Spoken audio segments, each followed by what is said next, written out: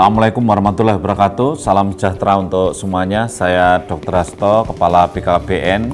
Saya akan sampaikan bahwa generasi muda harus menjadi generasi yang berencana. Kalau di kami BKKBN dikenal dengan generasi berencana.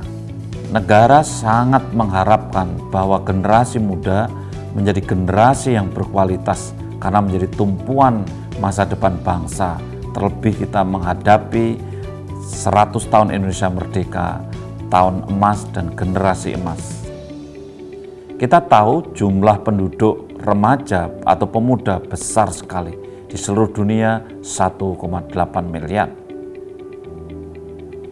Dan kalau kita lihat yang ada di Indonesia, usia 10-24 tahun, kita prediksi mencapai 64 juta jiwa di tahun 2025. Ini adalah 28,6%. Sehingga tidak hanya karena usia yang menjadi harapan bangsa, tetapi juga jumlahnya yang sungguh luar biasa. Remaja dikenal dengan adolescent. Dia adalah penentu kita akan mendapatkan bonus demografi atau tidak. Karena kuncinya apabila remaja berkualitas, penduduk berkualitas, maka kita akan memetik bonus demografi. Syarat kita bisa memetik bonus demografi menjadi kesejahteraan bangsa karena perbandingan antara yang produktif dengan yang tidak produktif itu sangat sedikit yang tidak produktif, sehingga setiap 100 penduduk Indonesia akan hanya menanggung sekitar 46. Ini di tahun-tahun 2025. Oleh karena itu kuncinya adalah remaja tidak kawin pada usia muda, kemudian bekerja, tidak menjadi penganggur, tidak putus sekolah. Kemudian remaja juga bisa menanggung orang tuanya nantinya setelah bekerja. Kemudian tidak ada banyak kematian bayi, tidak banyak kematian ibu, dan tidak banyak kehamilan-kehamilan yang tidak dikehendaki. Itulah syarat untuk bisa memetik bonus demografi.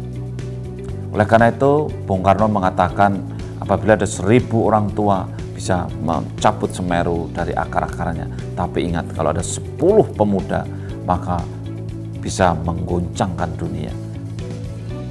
Adik-adik mahasiswa yang saya cintai, saya akan bicara tentang masalah kesehatan reproduksi pada kesempatan kali ini. Kenapa begitu? Karena banyak sekali pasangan-pasangan laki perempuan remaja ini yang mengalami suatu kecelakaan dalam pergaulannya, akhirnya masa depannya juga menjadi sangat tidak menentu. Oleh karena itu mari kita belajarlah tentang kesehatan reproduksi. Bahwa ternyata mereka, gayanya mereka, cara pacaran mereka, itu anak-anak atau remaja umur 15-24 tahun ini luar biasa.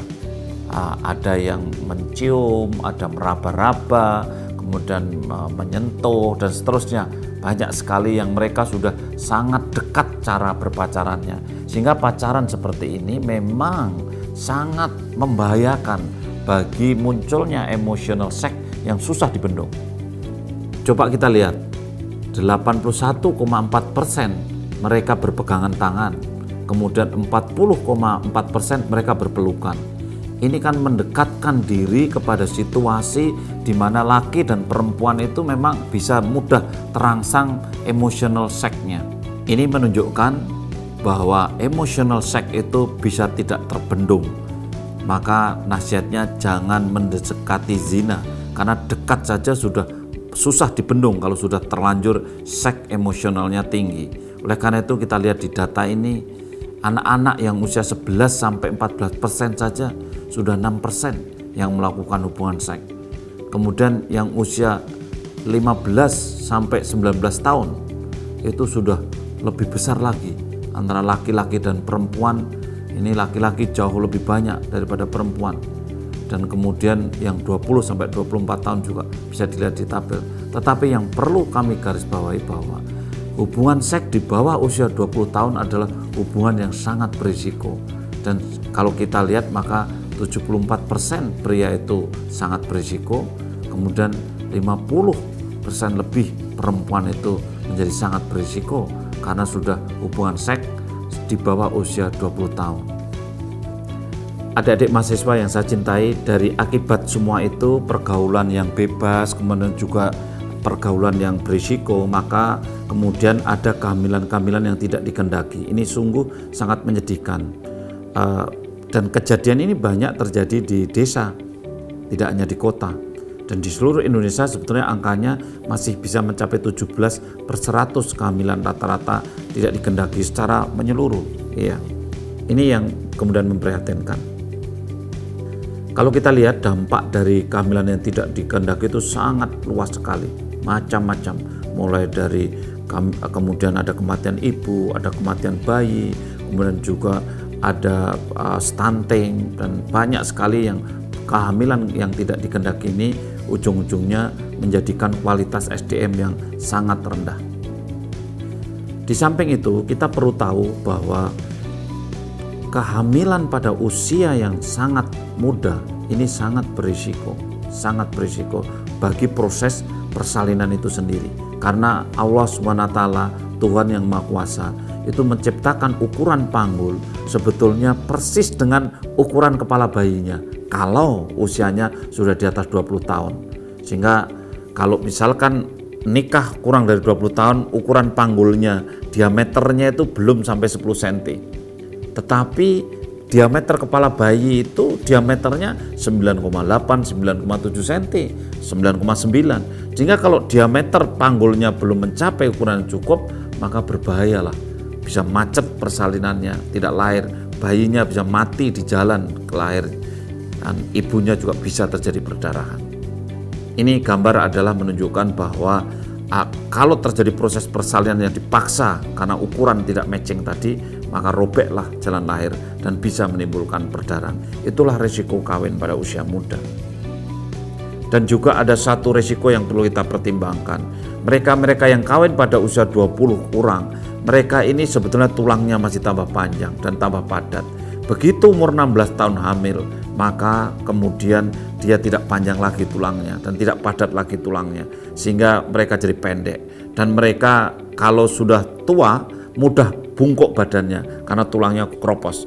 Perempuan begitu dia umur 50 tahun tidak menstruasi, kalau dulu sudah hamil pada usia 16-15 tahun, maka lebih bungkuk dibandingkan yang lainnya. Begitu juga risiko ini penting diperhatikan bersama ya, bahwa ketika mereka kontak seks pada usia muda, 15, 16, tadi sudah banyak sekali umur di bawah 19 tahun sudah kontak seksual. Ternyata sebetulnya bentuk rahimnya itu belum sempurna, karena daerah yang mau menjadi kanker itu masih ada di luar. Itu adalah gambar mulut rahim, dimana kalau mulut rahimnya ini pada usia yang 20 tahun ke atas, daerah yang mau jadi kanker sudah masuk. Ya, batas antara yang hitam dan titik-titik itu. Tetapi kalau dia masih usia 15, 16, 17, itu batasnya masih di luar. Sehingga kalau hubungan seks masih mudah terpapar daerah yang mau jadi kanker, dan dikelak kemudian hari mudah kena kanker dan namanya kanker mulut rahim.